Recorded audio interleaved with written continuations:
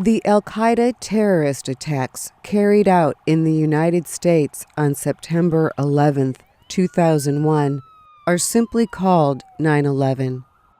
On that clear, blue morning, hijackers took control of two commercial airplanes and hit two towers of the World Trade Center in New York City. A third plane hit the Pentagon in Washington, D.C.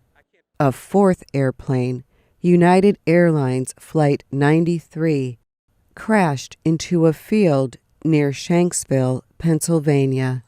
The Flight 93 National Memorial tells the story of what happened on that plane 17 years ago.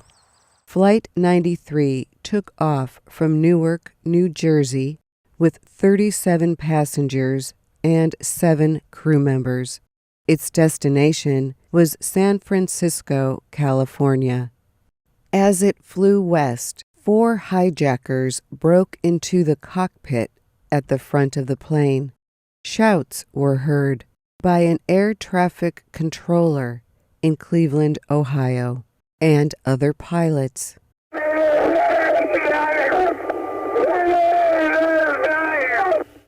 The hijackers took control of the plane.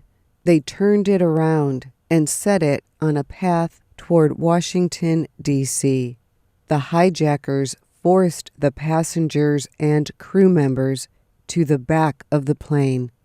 With in-flight and mobile phones, some passengers and crew members began making calls. They learned that other planes had also been hijacked that morning. They understood their plane was part of a larger attack on America. A vote was taken, and the group decided to fight back. They developed a plan and put it into action, waiting until they were over a rural area with few people to stop the hijackers. The cockpit voice recorder captured the sounds of a struggle as the passengers and crew entered the cockpit.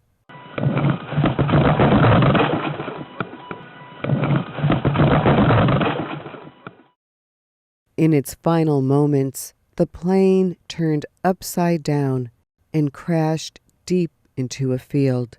Sharon Custer was working nearby.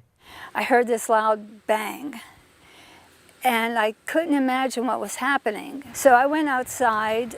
I walked up the hill and looked around. From the angle that I was, I could not see any smoke, but I smelled fumes. If the plane had kept its speed and flight path, it would have arrived in Washington, D.C. in less than 20 minutes. Over the years, temporary memorials developed as a way to thank the passengers and crew for their courage. 7 years ago, the first part of a permanent Flight 93 National Memorial was opened. Paul Murdoch Architects with Nelson Bird Waltz designed the memorial. It honors the struggle and courage of the 40 passengers and crew. A path near the visitor center is meant to copy Flight 93's final, unplanned flight path. Here, visitors look down onto the crash site. Visitors learn that about 1,000 people from more than 70 agencies worked day and night to collect and examine evidence and personal belongings. Soil was then returned to the land. Grass and wildflowers were planted in what is now sacred ground. David Schmidt is a park ranger at the memorial. Down at our wall of names, it looks like a straight line. And it's meant to look that way because it's a unified action by individual members. But when you get closer, you can see that each passenger and crew have a distinctive marble slab, and there's a little space between them. And there's also a sort of a zigzag motion in those lines, in that wall, because that resembles a call to action.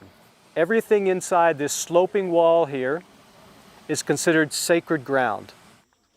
The memorial was finally completed on Sunday with the opening of the Tower of Voices. It is a 28-meter-tall musical instrument that will hold 40 wind chimes. Each chime represents one passenger or crew member aboard Flight 93. When those chimes are hung and when the wind blows through them and produces sound, those voices that were silenced on September 11th will ring again. I'm Dorothy Gundy.